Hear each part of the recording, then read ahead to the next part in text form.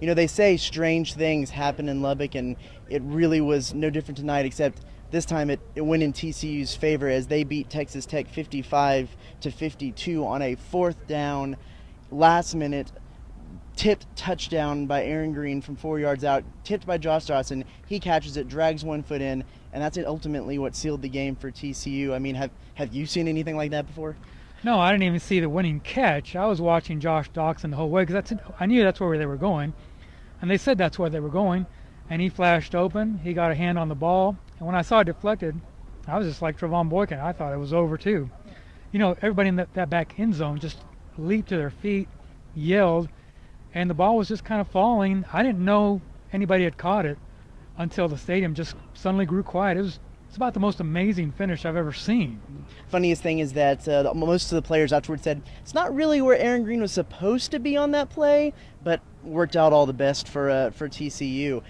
Josh Dawson, though, you were watching him, and for good reason. He finishes the game, historic game for TCU. What was different about his game, or what was different in the defense, or what did you see that helped him have that kind of game tonight? Well, the first thing was Trevon Boykin. He put balls to Josh Dawson exactly where he could catch them. He threw them in tight windows. He threw them to him when he was wide open. All manner of balls went right to him. In fact, I was trying to think about how many balls Josh Dawson may have dropped tonight, and I think only 2. You know, he had that one play in the end zone, which he was really upset about, and then that ball at the end. So 18 catches, 20 targets, 34 yards, 3 touchdowns, could have been 4. Heaven's sake. Even Gary Patterson said, Josh Dawson can play. He's a player. Mm-hmm. Cliff Kingsbury said he's a guy that he thinks he'll be seeing on Sundays after this season is over. But finally, another game for TCU, and another game that is a win, but it comes at a high price as they lose Ty Slanina for the rest of the season, and Emmanuel Porter, another one of their wide receivers, might be out for several games, Patterson said. Yeah, they've played 4 games. In each game, they've lost a player for the season. This is a remarkable streak. It can't go on, you wouldn't think, but I cannot believe the number of injuries that are hitting this team.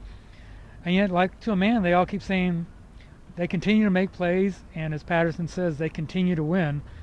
That alone says something. That speaks volumes, but how long can it go on? Frankly, I don't think anybody knows that. Mm-hmm. I think one of the reasons why Josh Dawson might have had the night he had tonight is because when you have those 3rd and long situations, or those situations where Trevon Boykin kind of needs a security blanket, Ty Slanina has been that guy in some of those games to pick up some of that necessary yardage, and I think Josh Dawson was his sole and primary target in most of those situations and really benefited from it.